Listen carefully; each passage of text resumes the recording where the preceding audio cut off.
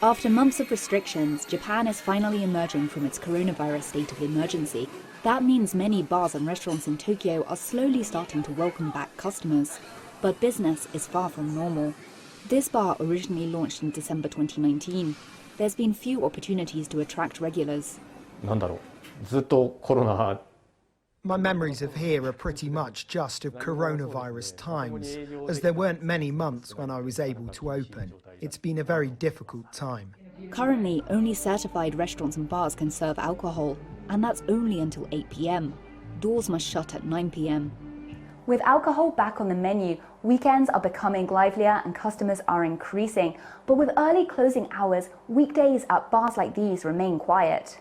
The owner says that government subsidies have allowed him to get by, especially as he doesn't have employees. But large restaurants and Japanese-style pub chains have been severely hit. According to a market research firm, the restaurant and bar market between April and July this year shrank nearly 57% compared to 2019.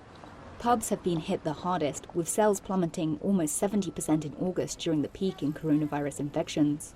This large pub chain plans to convert more than a third of its 300 stores into high-tech barbecue restaurants by next April. These eateries have become popular during the pandemic due to their good ventilation.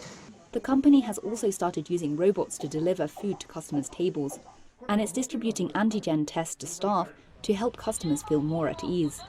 Japan has experienced 5 waves of COVID infections, and many still fear a rebound. The stop-start restrictions have made it difficult for stores to estimate staffing requirements. Several places are not operating at full capacity.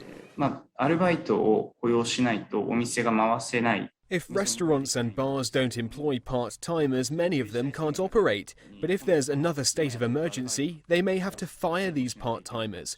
Because they can't see what's coming up ahead, they are feeling really anxious. Owners are not exactly sure about how many of the customers will come back, so they're still figuring out the menu lineup and the supplies needed.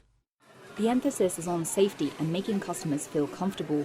The majority of restaurants have hand sanitizer at the doorways, and temperature checks are common. Others, like this bar, are reducing the number of seats to increase personal space. Japan has now vaccinated over 65% of its population, and some are optimistic that this will help the industry to bounce back. Tokyo is scheduled to soften restrictions of business hours in late October, but after months of changes and postponements, many won't be celebrating just yet.